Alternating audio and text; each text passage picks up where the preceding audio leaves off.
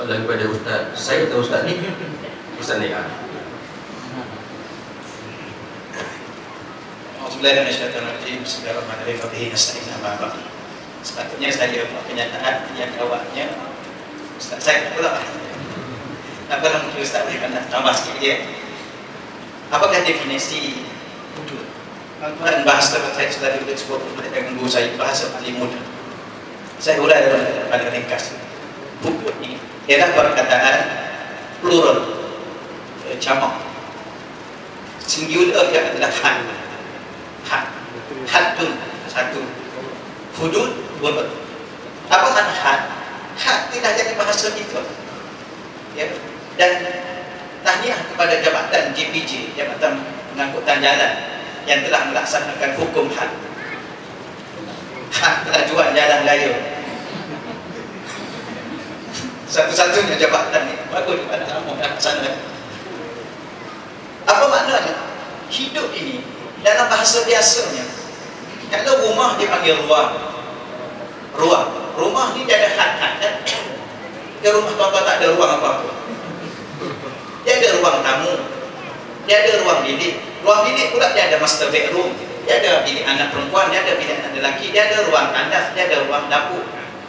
Kalau seorang tetamu datang, ini saya sebut dalam bahasa paling ringkas, seorang tetamu datang, tetamu kena duduk mana? Ruang tamu. Kalau seorang tetamu datang terus ke dapur, itu apa tu? Itu pencuri. Tak ada adab, kurang sopan. Kalau kita keluar daripada hidup kita, daripada rumah tu, dia ada pagar. Nah, di sempadan rumah kita, dan sana sempadan jiran kita. Pagar yang saya kata tadi. Orang Muslim kena selamatkan orang lain daripada lidah dia. Itu had. Itulah had. Batasan, ruang, sempadan. Sebuah negara, dia ada sempadan. Hatta udara pun dia ada ruang udara Malaysia, ruang udara Singapura. Ya. Kita kata Malaysia ini pun sendiri ada sempadan. Ini sempadan negeri Selangor, ini sempadan negeri Pahang. Sultan Pahang dia kena pemerintah di Pahang. Sultan Selangor dia kawasan Selangor, sempadan. Agung boleh diperintah. Baik, kalau manusia ni boleh buat sempadan. Rumah dia ada sempadan, ada pagar, negara dia ada sempadan, ruang udara ada sempadan. Allah tak ada sempadan. Bumi ini milik Allah. Sebab itu bahasa paling mudah apa makna? Had pada makna lugatan. Oleh kerana ini ada bahasa Arab, lugatan. Pada bahasanya sempadan. Maka hudud yang bertujuannya, hudud ni kata Allah nak meletakkan dalam hidup manusia di sempadan. Ada harta orang, ada harta kita. Ada isteri orang, ada isteri kita. Ada apa? Ada nyawa orang, ada nyawa kita. Kalau nyawa kita pun kita tak boleh nak ambil seikut suka kita. Boleh nak bunuh diri, haram. Kalau bunuh diri sendiri pun hukumnya haram, kenapa nak bunuh orang? Itulah sempadan. Itulah hukum hudud. Cuma hudud dalam bahasa istilah ini adalah hukum Allah. Hukum-hukum Allah. Hukum Allah itu merujuk kepada orang yang langgar sempadan. Itu dia. Kalau tak langgar sempadan, relax aja lah. Lepas tu tuan guru kata ada setengah orang ni takut kat hudud macam takut kat hantu bonceng. Apa takut sangat? Yang takut tu mesti mencuri. Kalau tak mencuri, relax aja. Itu orang muda sekarang. Relax, bro. Apa masalah? Tak ada, tentu sedikit orang muda bercakap sekarang. Itulah hudud. Ya, untuk jaga batasan harta dan agama kita kelima. Doktor sedia makna. Jaga agama untuk sendiri. Nak jaga harta, nak jaga muru'ah, nak jaga nasab, nak jaga keturunan. Semua kita sedia makna tak boleh kacau bola. Kita dah hudud. Sebenarnya orang kafir tak terima. Orang kafir tak terima ni bukan dia tak terima, tidak diberi pencerahan. Sebab tu saya kata Malaysia ni kita ada JAKIM, kita ada IKIM, kita ada YADIM. Kenapa ada lagi orang Islam yang tak boleh memahami? Saya ceramah di Bukit Jelutong. Pada malam tersebut saya ceramah untuk lihat apa ni kaitan dengan agama lah. Ya, ada wakil-wakil. Ya. Lebih kurang dalam 70% penduduk yang hadir itu adalah non-Muslim.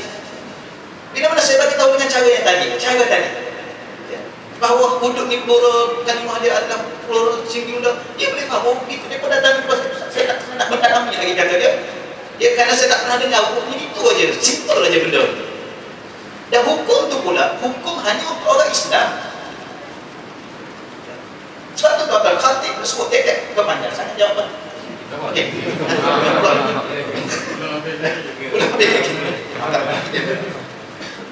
Boleh nanti saya nak sebut ikat ini dah. Khatib tiap-tiap minggu sebut. Ya ibadalladzina amanu taqullaha haqqa tuqatih wa la tamutunna illa wa antum muslimun. Wahai orang beriman, kamu kena bertakwa kepada Allah haqqa tuqatih, dengan sebenar-benar takwa. Itu satu perenggan ayat. Wa la tamutunna, jangan sekali-kali kamu mati illa kecuali wa antum muslimun, kamu mati dalam hal keadaan wa berpah pada dhamir.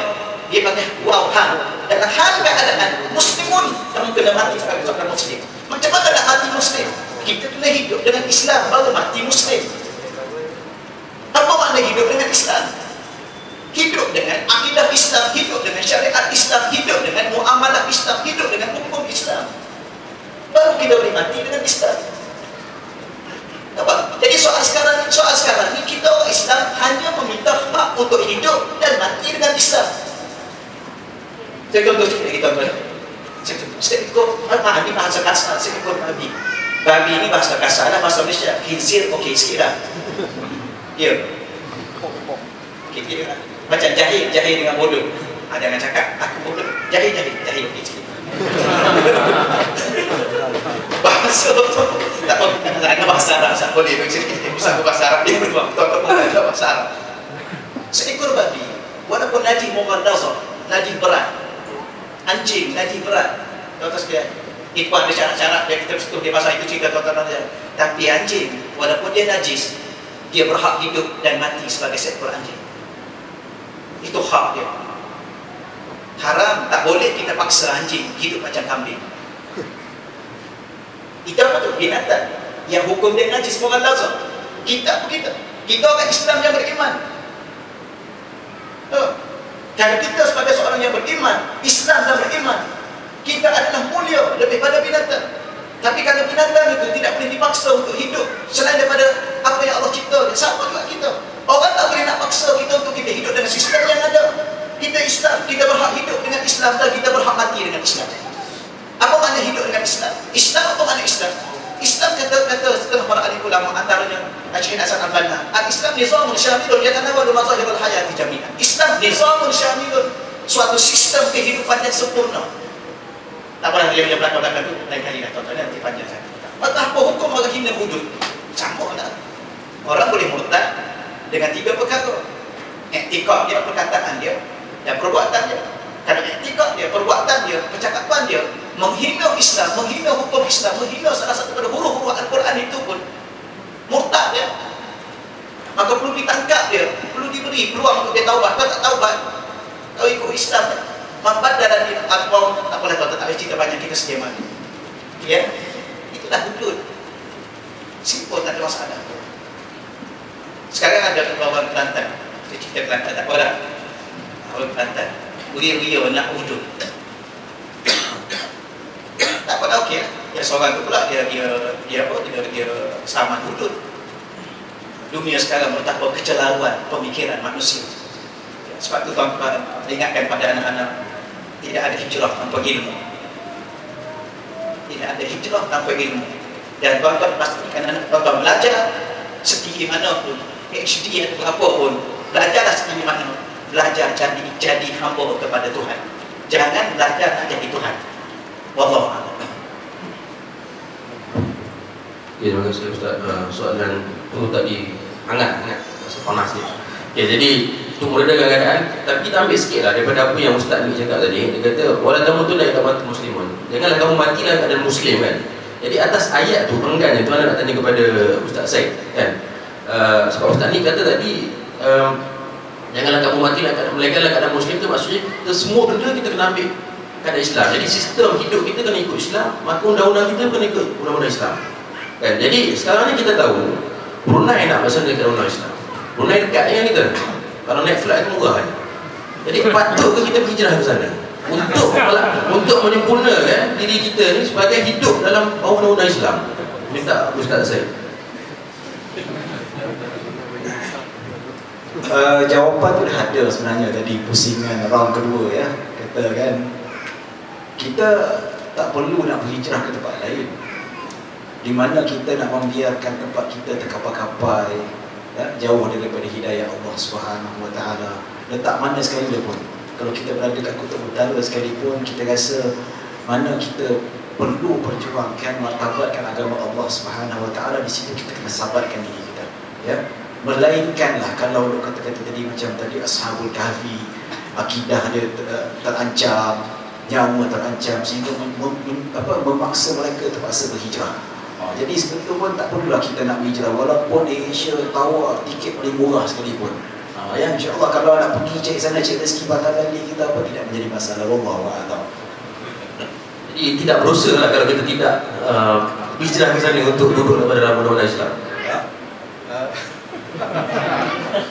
Oh, ini soal macam bombas kan dia macam dia tengok orang hijrah juga. Kan Brunei ni negara kaya kadang-kadang kita lihat, ya. Kalau macam seseorang itu mampu dari segi sudut kepakaran yang di mana dia boleh lunaskan kat negara dia, seorang jadi pakar dalam bidang syariah, pakar dalam bidang dakwah, pakar dalam bidang agama, ya. Kalau dia nak pergi hijrah satu tempat yang memang dah kuat agama dia tu, saya rasa kurang relevan. Perlu kita duduk pada satu tempat yang mana kalau ke tempat kita ni dari segi sudut pengetahuan agamanya kurang, kejahilan masyarakatnya, lepas tu pemimpin yang mungkin dah semakin lalai, kita yang ada kepakaran, yang kita ada kemampuan berbagai bidang ni, kita perlu salurkan ke situ. Ya. Dari segi situ, dan maksudnya selagi mana agama kita punya pelaksanaan agama kita masih lagi tak, maksudnya kita sebagai seorang Islam tidak terancam nyawa dia. Ya, Wallahualam. Itu je lah. Jadi dengan jawapan pendek Ustaz, saya kecewa sikit lah. Nak silakan, takut ambil masa kita. Silakan lagi soalan daripada ahli jemaah. Tak satu soalan ni. Ya, abang. Dengan ibu bapa sering kali kita tengok ibu bapa kata saya dah cukup terbaik didik anak saya, tapi anak saya tak menjadi juga. Dan lepas tu ada faktor eksternal yang dan kebesaran anak-anak dari segi Islam. So, level mana sebenarnya tanggungjawab seorang ibu bapa atau seorang suami di dalam mendidik, di dalam mendedah kemungkaran atau kesilapan anak-anak tersebut? Sampai level mana tanggungjawab? Adakah ada kata mendidik tu, aku dah belajar lama, aku dah bagi ingatan, tidak. So level mana? Dayus tu tak level mana? Soalan pada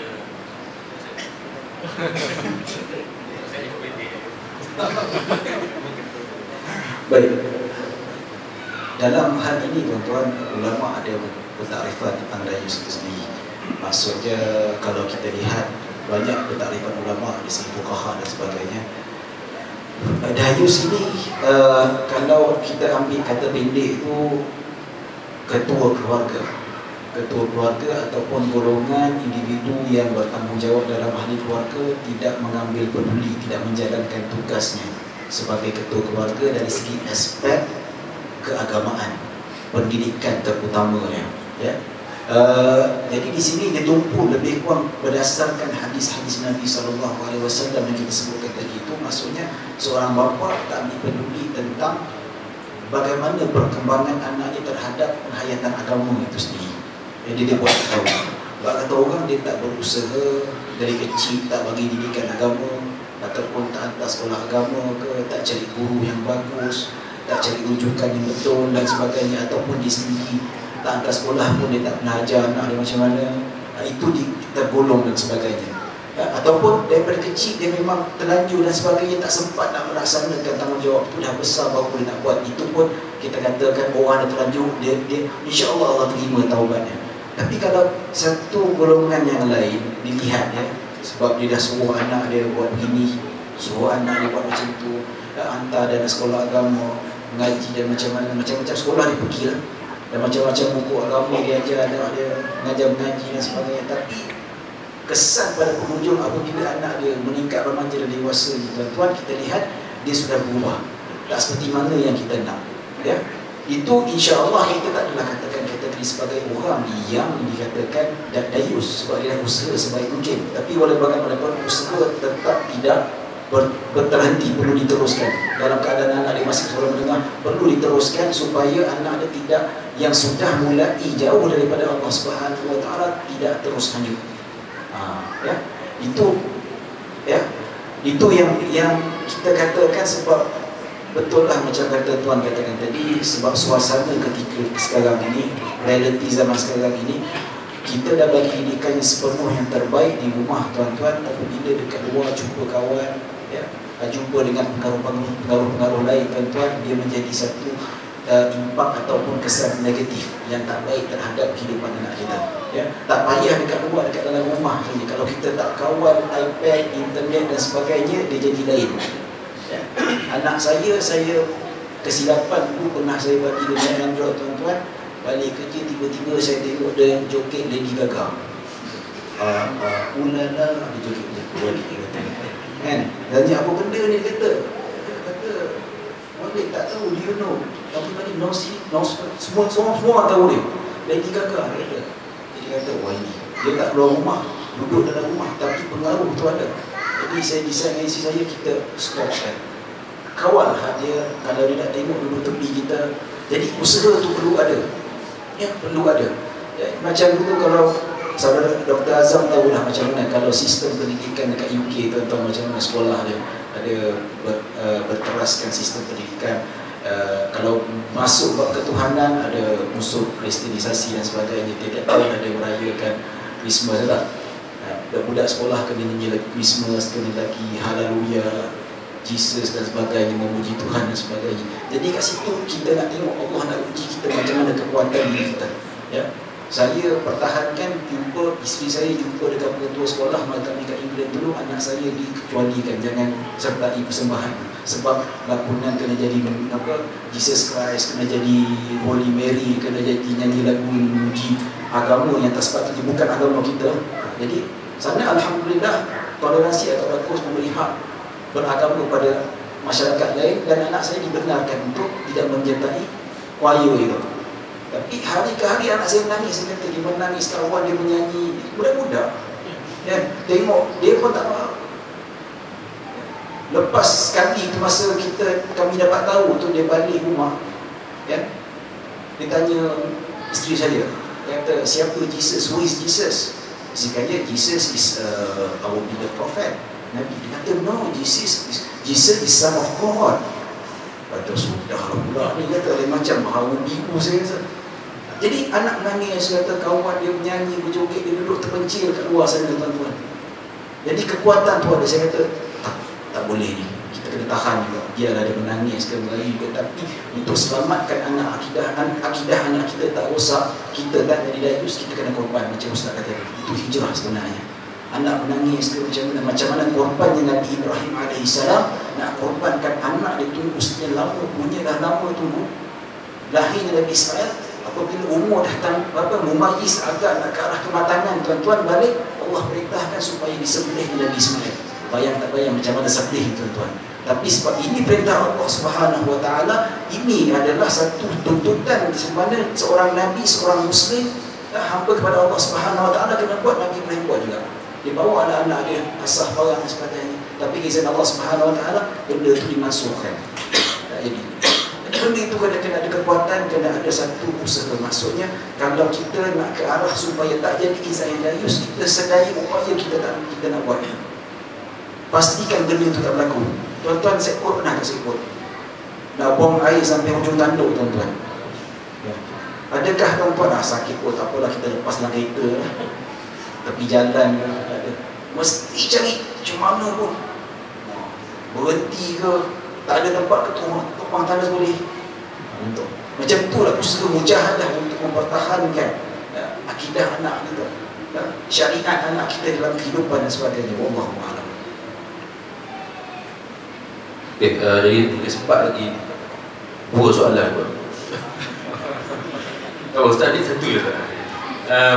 Ustaz ni, tadi kita dah cerita tentang hijrah. Antara benda yang pertama yang Nabi SAW buat apabila sampai di Madinah, menyatukan. Ya, jadi tujuan hijrah adalah kesatuan. Jadi nak minta pandangan Ustaz ni, kita di Malaysia ni, adakah kita sebagai umat Islam, adakah kita bersatu padu?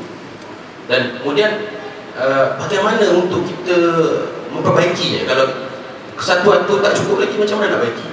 Kalau dah cukup tak baikilah. Jadi minta pandangan Ustaz. A'udzubillahi minasyaitonirrajim. Bismillahirrahmanirrahim. Wa bihi nasta'in, amma ba'd.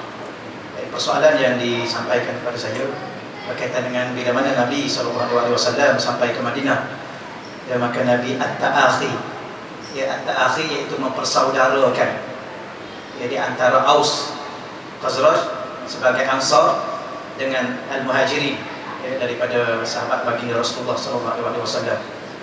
Salah satu konsep persaudaraan ini untuk menyatukan jiwa, hati, matlamat kehidupan.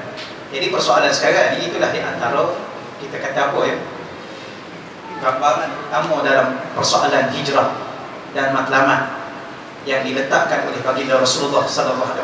Jadi soal sekarang ini kita di Malaysia, ya, adakah bersatu? Dan kalau belum cukup sempurna kesatuan itu, bagaimana nak sebut?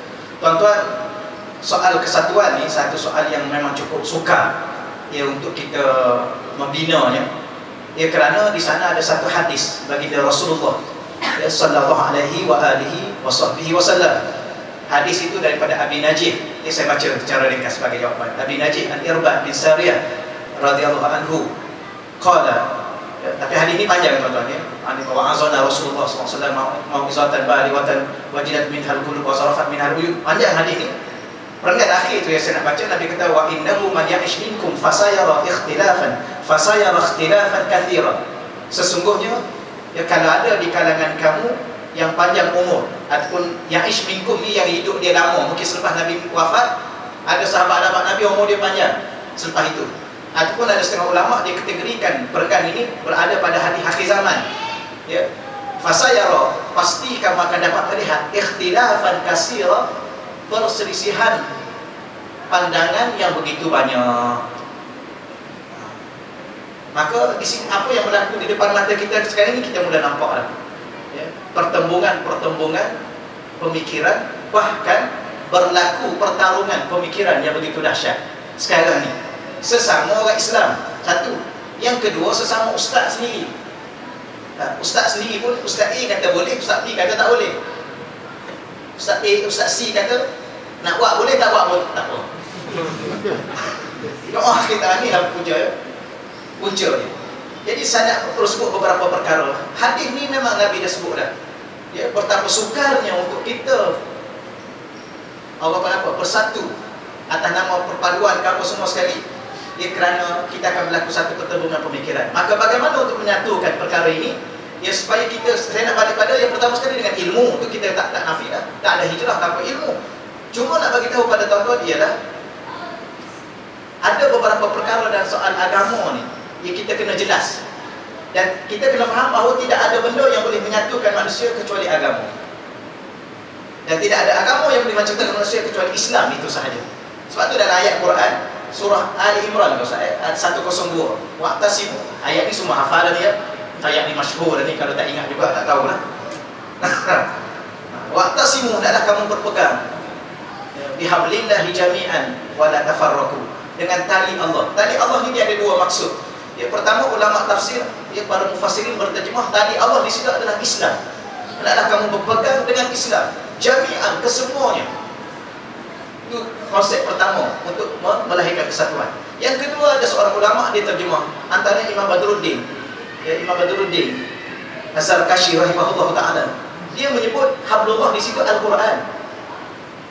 Kita kena pegang dengan Islam, dan Islam itu terkandung dalam Quran. Maka inilah asas yang paling utama, dan tidak ada asas lain daripada kedua ini untuk menyatukan manusia. Jadi selama mana umat Islam tidak kembali kepada Islam dan Al-Quran, maka tidak ada kesatuan. Itu satu. Yang keduanya, umat Islam yang akan bersatu di atas orang-orang ilmu dalam memahami Al-Quran. Ya, kadang-kadang orang pemahaman Quran ni ada masalah sedikit dalam masyarakat kita. Sebab tu kita kena kembali balik pada pemahaman yang benar tentang Al-Quran, ya, tentang dalil. Saya sebut contoh baru ni, doa akhir tahun, doa awal tahun, doa akhir tahun, doa awal tahun ni menjadi punca. Doa awal tahun, akhir tahun ni jadi punca apa? Masa muka. Bahkan punca mungkin bawa kepada pergaduhan. AJK kata nak doa awal tahun, imam kata tak. Nampak tuan-tuan dia? Dan ada ustaz juga yang post, saya tak jawab soalan tu, kata tiap-tiap tahun tanya soalan sama. Soalan sama. Tapi ada ustaz jawab, dia kata doa awal tahun, akhir tahun ni Ini benda-benda kecil ya Ustaz. Sebab tu kita nak kena tegas, soal agama ni dia ada usul, dia ada furu'. Ada usul benda dasar, dia ada furu', benda cabang.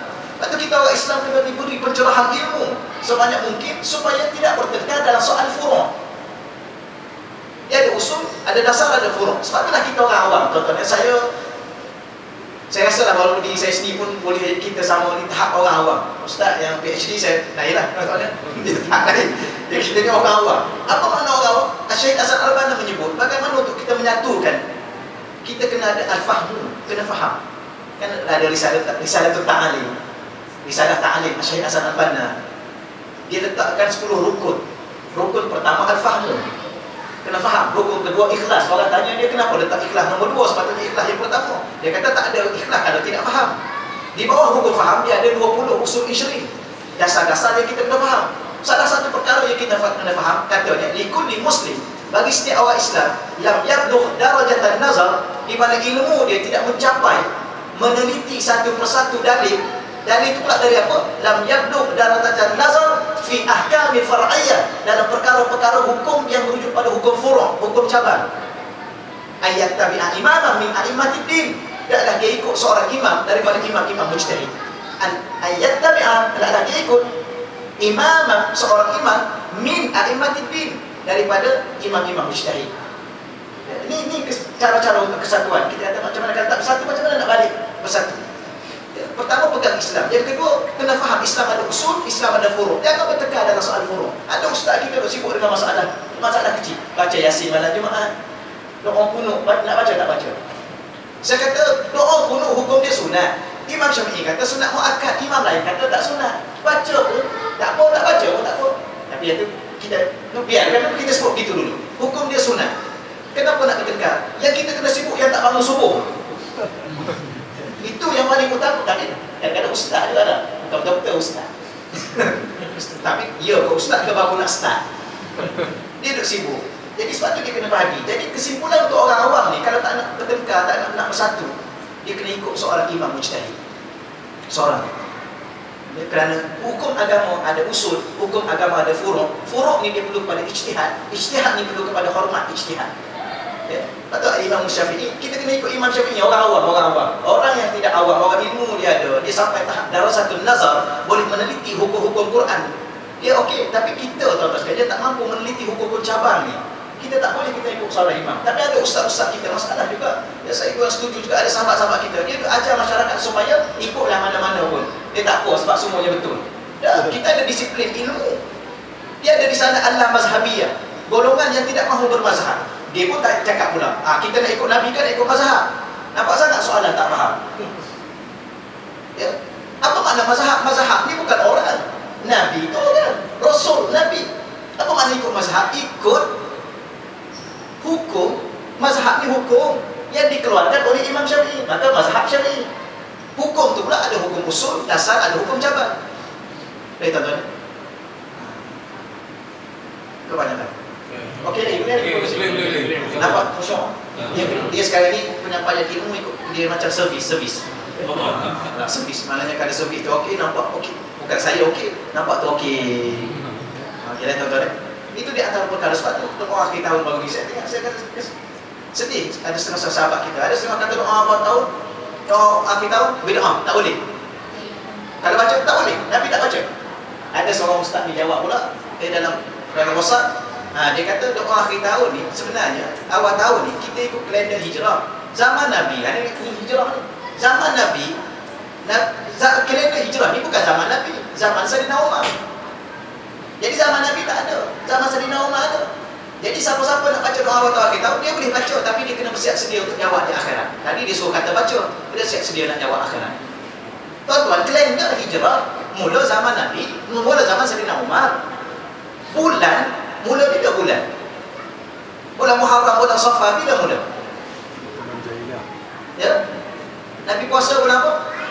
Bulan dah ada, kalender tu baru ada zaman Sayyidina Umar. Itu jangan berhujah dengan kalender.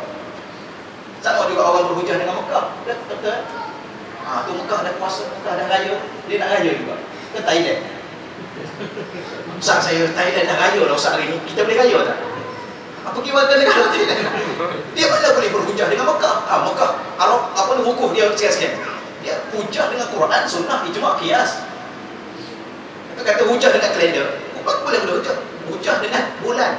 Bulan ni bila tuan-tuan? Tahu tak bulan Muharram bila mula?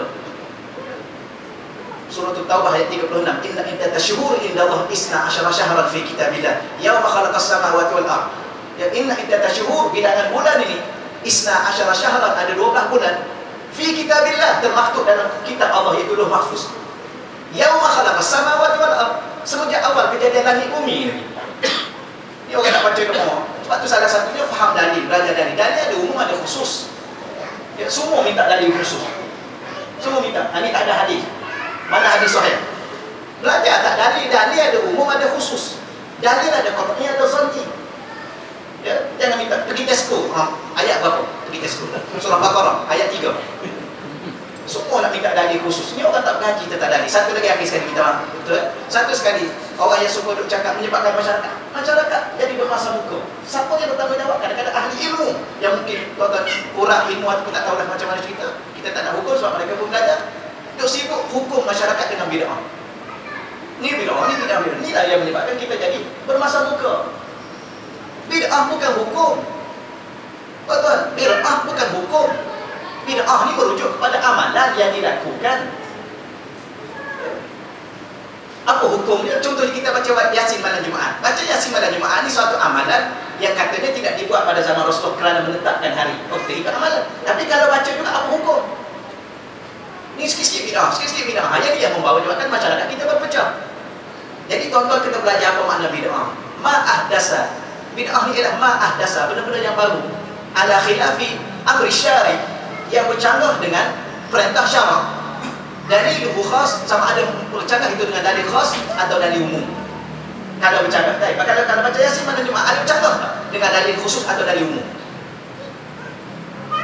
Itulah kita kata ta'rif. Lepas tu baru dia ada hukum.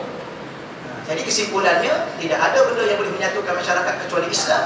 Dan Islam yang terkandung dalam Quran. Bukan Islam liberal yang boleh difahami sekarang. Sekarang ni ada Islam liberal. Pelik juga tuan-tuan, Islam liberal. Ustaz lebih mahir orang panggil apa dalam bahasa Inggeris, sebab dia duduk UK. Saya duduk juga Ustaz 4 bulan aja boleh tahan. Ya, duduk dulu ya, di Gloucester. Ingat Cardiff sekejap, tapi tak boleh. Iman tak kuat. Dah pergi Tesco, tuan-tuan pergi Tesco tak pakai baju. Orang lelaki lah, jangan salah faham lah. Saya kata, pergi Tesco tak pakai baju. Takkan duduk rumah pakai baju. Saya duduk 4 bulan ni tak boleh jadi. Lepas saya pun pergi Yaman. Pergi Yaman sebab tapi iman doktor dengan Ustaz kuat. Iman saya tak boleh jadi, tuan-tuan, tak boleh jadi. Sebab rasa nak kahwin lain. Okey ya tuan-tuan ya, belajar tak apa. Alhamdulillah saya pencerahan, tak ada masa.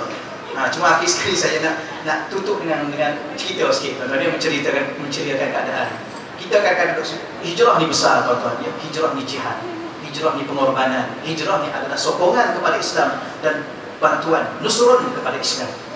Ya, maka tuan-tuan, sebab itulah kita kadang-kadang masyarakat kita cubalah doa pada Allah, minta Allah selamatkan anak isteri kita. Sebab kadang-kadang masyarakat kita rokok sebatang pun dia tak boleh nak tinggal.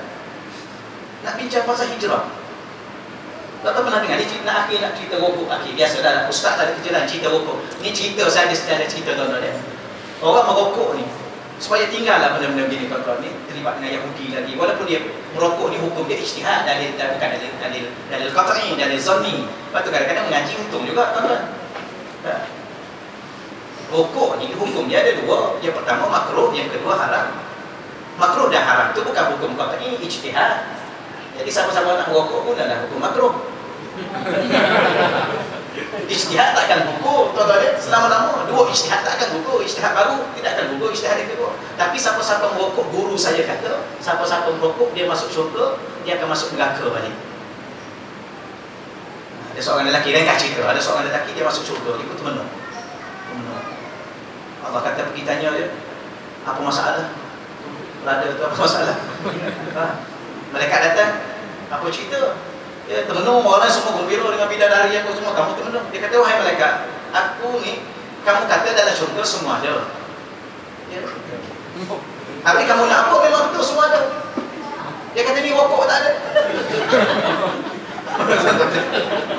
Biasalah dia orang rokok kan dia diam. Memang dah makan tapi nak rokok juga. Memang dah tuan ni dia. Ni rokok tak ada, malaikat kata ada.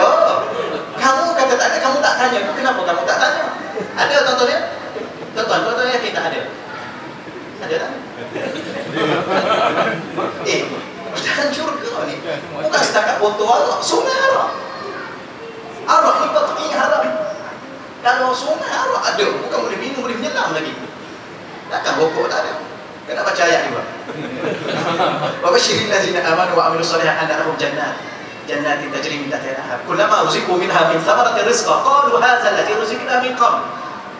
Lalu ayat itu lidah kita beri gembira kepada ahli orang yang beriman dan beramal soleh, dia akan dimasukkan ke dalam syurga. Dan di dalam syurga itu ada sungai yang mengalir. Kullama ruziqu minha min samaras, dia akan mereka diberi rezeki. Antara rezeki dia akan min antaranya samarah, buah-buahan. Hazal lazi ruziqna min qabl. Ahli syurga kata ini rezeki yang diberi kepada kita sebelum ini. Ulama tafsir kata dah ada dua makna sebelum ini. Dia berjalan-jalan ada rezeki, dia berjalan ada lagi sama dengan sebelum ini, tapi rasa dia tak sama. Ada satu lagi makna para mufassir mengatakan rezeki yang ada di dunia Allah bawa kembali untuk melekatkan nikmat syurga. Wa utubihi mutasyabihat, kami bagi pada mereka sama. Maka dia kata kalau ada, bawalah. Ada katanya kamu nak apa? Guna garam. Orang dibawa rokok. Bila mana bawa rokok pada dia? Mereka tinggal. Maka tinggalkan dia. Bila mana mereka tinggalkan dia? Dia termenung lagi. Mereka datang lagi sekali apa? Hal pula rokok dah ada. Termenung apa lagi? Dia kata memang mereka rokok dah ada, tapi api mana? Tak pasal api rokok. Mereka kata ya masalahnya dalam syurga mana ada api, dalam neraka ada lah. Kau tak tahu dia jawab apa? Wahai mereka, neraka dah janji boleh pasang api rokok. Tak ada dah tahu, satu cerita lah boleh tahu. Kedah gerung dah sikit. Cerita beritahu. Masalah masyarakat hari ini ada satu benda kecil saja. Kalau sekalian tidak mampu, moga-moga Allah bagi kekuatan pada saya, kekuatan pada tuan-tuan untuk kembali berhijrah, kembali pada Allah dan Rasul. Wallahu a'lam. Ya, terima kasih Ustaz. Saya tertarik dengan apa Ustaz kata tadi mengenai penyatuan umat Islam adalah dengan ilmu. Dan ilmu yang macam Ustaz kata tadi pertama kena faham baru ikhlas. Jadi untuk faham tu perlu kepada 20 usul. Jadi kata mungkin lepas ni kita boleh minta mengajar jemput Ustaz kira untuk terangkan lagi 20 usul mungkin lepas ni. Sebab saya pernah belajar dulu dan dia punya penghujah tu sangat panjang dan dia membawa kepada penyatuan insyaAllah. Okay, kemudian soalan yang terakhir untuk Ustaz saya. Terakhir sama-sama. Itulah ada soalan. Tak ada, saya nak tanya je lah sebab ini mungkin tak ada kena-mengena kan pada Ustaz ni lah tentang sekarang ni, tentang trend ya, tentang dari segi sumbangan lah. Kalau kita pergi sekarang, saya Ustaz pun tahu, kita pergi mana-mana bank kepada mana, kalau keluar bank saya ada minta sumbangan. Tapi saya tak pernah tengok lah kalau keluar mana-mana dia minta sumbangan untuk buat pada agama lain lah. Tapi pada saya ini salah satunya, kalau bangsa lain tengok seolah-olah umat Islam ni suka meminta. Kan kalau kita pergi mana-mana, saya tengok mana-mana pergi bank, saya tak pernah jumpa lah orang Buddha ke minta untuk buat hukum ke orang Hindu. Jadi apa pandangan Ustaz lah tentang isu yang sekarang saya tengok sampai tak ada sekatan. Tapi saya lepaskan. Tak apa.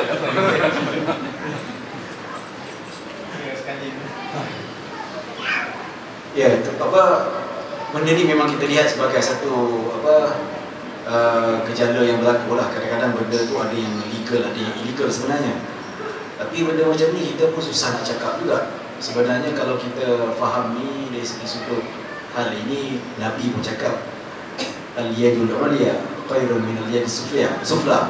Maksudnya tangan yang tinggi itu lebih baik daripada tangan yang bawah. Maksudnya tangan yang memberi ini lebih baik daripada minta. Nabi pun cakap kita pun usaha sendiri, maksudnya tak perlu nak minta juga. Tapi dalam hal ini kita lihat, saya lebih lihat kepada perkara yang positif. Kalau kita hendak menyumbang dari segi hal ini, dia melihat pada dua keadaan.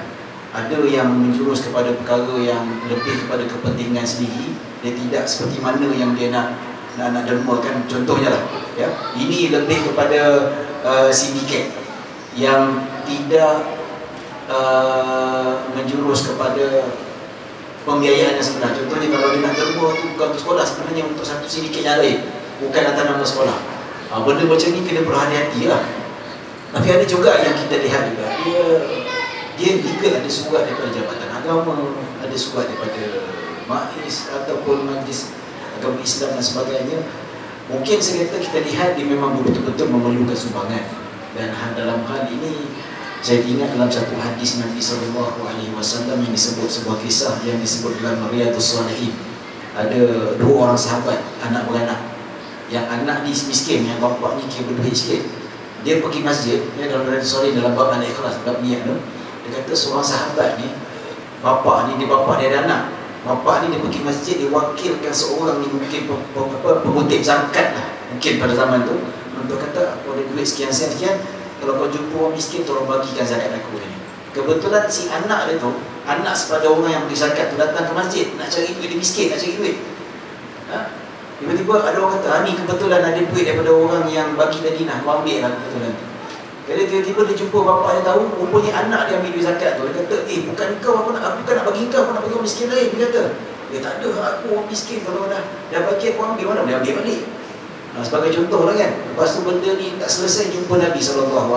Nabi kata, kau dapat pahala apa yang kau niatkan. Walaupun yang ambil tu bukan yang kau niatkan, walaupun bukan anak kau tetap dapat pahala. Pahala zakat, pahala sedekah. Lepas tu yang si miskin, si anak pula, kau dapat apa yang kau berhak. Maksudnya dia miskin, dia berhak dapat zakat.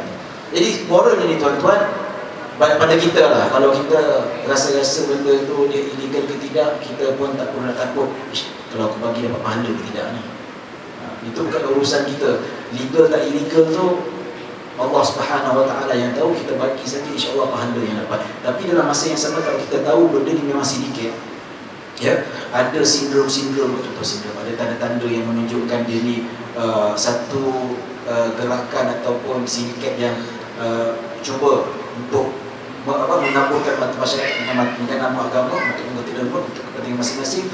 Di situ ulama fatwa kita boleh bagi, sebab kita akan bersubahat dengan benda-benda yang Allah Ta'ala.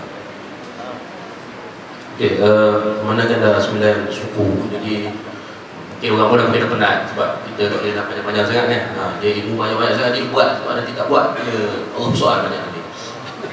Okey, jadi dengan itu saya nak bagi kesimpulan banyak sangat, panjang sangat ceritanya kan. Jadi mungkin pelajaran kita boleh ambil adalah hijrah ni kita mengikut jejak langkah Nabi lah kan. Jadi Nabi berhijrah bersama para sahabat untuk menyelamatkan agama dia, dan kemudian untuk menjadi tampak pembinaan agama baru, dan supaya dapat menyebarluaskan lagi agama ni pada akhirnya sampai kepada kita kan. Jadi kalau kita kata macam kita nak ikut Nabi, malah itu adalah suruhan. Dia kata dalam Al-Quran, dia kata qul in kuntum tuhibbunallah fattabi'uni. Dia kata katakanlah kalau kamu mencintai Allah, fattabi'uni, ikutlah aku. Jadi kita wajib ikut Nabi. Ini Nabi itu dia bersama para sahabat menyelamatkan agama dia. Yang itu yang kita kena buat. Dan Nabi itu dia membina tamadun Islam dan dia menyebarluaskan agama itu. Jadi kalau kita ikut jejak langkah Nabi, dia ikut sunnah Nabi, itulah yang kita kena buat kan. Jadi itulah rasanya satu mesej yang kita boleh ambil tentang hijrah kan. Sebab tak banyak sangat isi, jadi nak simpulkan ayat pendek itu je. Iaitu kita ikut sunnah Nabi, kita buat apa yang Nabi buat kan. Kita tidak tinggalkan. Kerana sirah Nabi itu merupakan satu orang kata blueprint kan.